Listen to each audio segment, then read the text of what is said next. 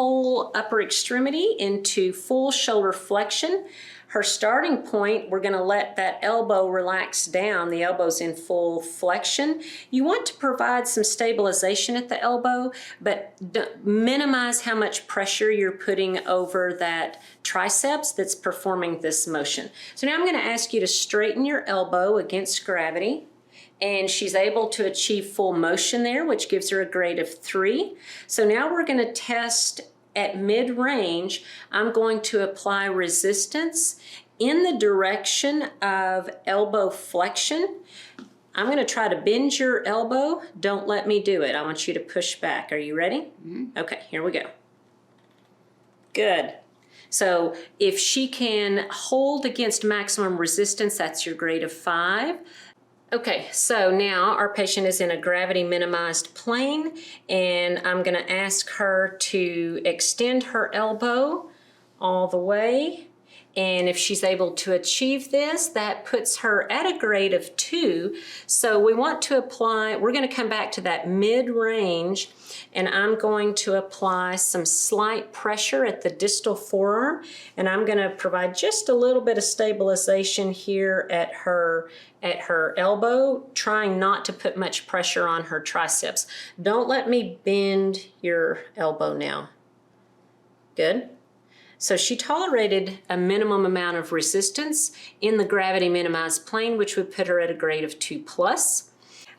If her elbow's not moving and we want to palpate for that muscle contraction, sort of like with the elbow flexors, you can palpate at the triceps insertion, or you can get on the muscle belly to aim for palpating that muscle contraction. If you do palpate it, or if you can see muscle contractions, you'd have a grade of 1.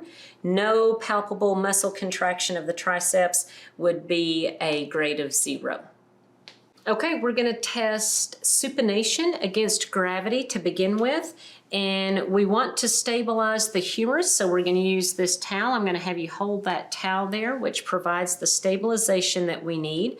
So against gravity, I want you to turn your palm up. If she has full range of motion, that gives us at least a grade of 3. So now we want to test her in neutral. So her starting point was from full pronation, and that's her full range of motion. So midway is going to stop at neutral.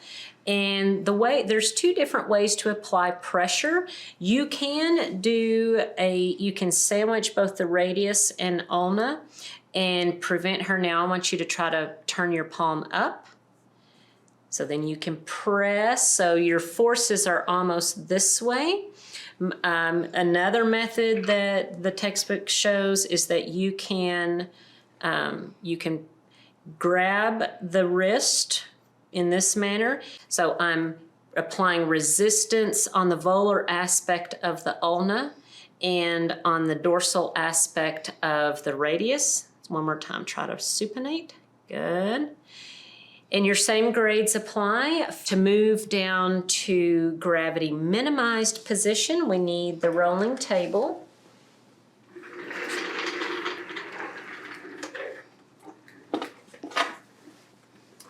And I'm going to put this under your elbow.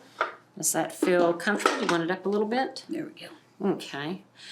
So we're looking for pronation. So this is your gravity minimized position. Your stabilization happens with the table. Now I'm going to ask you to turn your palm towards you. If she has that full motion, then she has a grade of 2, but we're going to try some slight resistance. You can still use the same method for your slight resistance. This is my preferred method. I want you to try to turn your palm towards you. And if she tolerated that slight resistance, then she has a grade of 2+. When you want to palpate, the camera may not be able to see this really well, but you want to find that lateral epicondyle and go just distal to feel. You're aiming for palpating the supinator, or you could also palpate over this antecubital fossa here on that volar forearm. If you do feel, now she's got good motion here, but if she were trying to move and all we're getting is, I'm just supporting her forearm here, a trace amount of muscle contraction that you can feel with those supinators, you'd grade her at a 1. Pronation is just the opposite. We're going to go back again and stabilize the humerus with this towel. Here's the neutral position, but our starting position is from a fully supinated position, and I'm going to ask her to turn her palm down, and full range of motion here gives her at least a grade of 3. So we're going to get midway. You can still do that sandwich, or you can do my method here, and this time I'm gonna reverse, and I'm gonna have you try to turn your palm down. And what I'm doing is I'm putting pressure with my fingers at the volar aspect of her radius to prevent her from pronating. There it is again. Same grades apply. Get her in that gravity minimized plane, and see, we're testing pronation now. So I'm going to ask her to turn her palm towards me, right? Are we on pronation? Mm-hmm. Yeah. Okay. If she has full motion there, that's your grade of 2. And so now we're going to put her in that mid position, and I'm going to give her just a slight bit of resistance. You're going to try to turn your palm away. Good. And if she can tolerate that slight resistance, that gives her a grade of 2+. If not, then we're going to look to see if she only has partial range of motion there. That would be your 2-. If you're trying to palpate for just being able to feel the contraction, you want to palpate just distal to the medial epicondyle, aiming for palpation of the pronator teres. You could palpate distally, trying to feel for the pronator quadratus. If you feel some flicker of motion there, you would have a grade of 1. If you cannot feel or see any motion, that would be your grade of 0. So to test wrist extension against gravity, we want the patient's forearm pronated, and I'm going to ask her to bring her wrist back into full extension. Make sure that her fingers are relaxed. Full extension would create insufficiency, so full extension here gives her, or full motion gives her a grade of 3. So if we're going to apply resistance, you can apply resistance generically over all of the metacarpals, but we also like to break it out into the radial aspect. So if you want to test the extensor carpi radialis longus and brevis, you're going to apply resistance over the radial aspect of the hand. Don't let me pull your hand down. There we go. So you're centered kind of on the second metacarpal, maybe a little bit of the third metacarpal. Your muscle grade applies with 5, 4, and 3. If you want to test the extensor carpi ulnaris, then you're going to shift over and put your resistance on the 4th and 5th metacarpal. Don't let me pull down. And good to stabilize the forearm here, making sure that she's not compensating with her elbow at all. If she's not able to achieve full wrist extension, then you can put her in a gravity minimized plane. That's just simply having her ulnar aspect of her forearm resting on the table so she's in neutral. Now I'm going to ask her to extend her wrist again. If she has full motion, that's her grade of 2. So let's go midway. And you can do that generic wrist extension where you're combining both the radial and ulnar extensors, or you can break that out and put resistance, slight resistance for the extensor carpi radialis, or come to this ulnar aspect. You're good, you can rest it right there. Don't let me push down on the ulnar aspect. If she has, that would give your grade of 2+.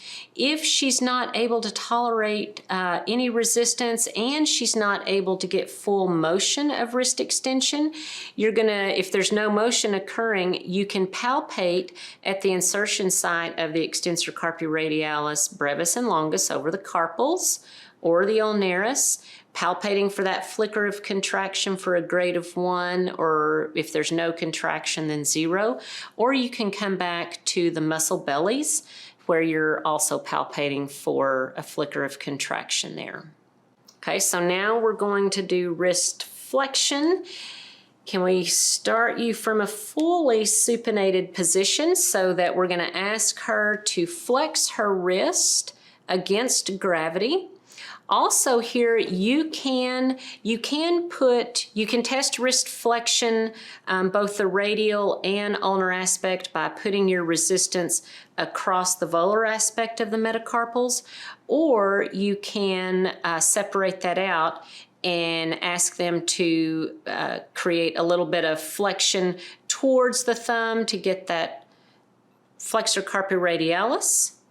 And you're applying your resistance there to the radial aspect of the metacarpals.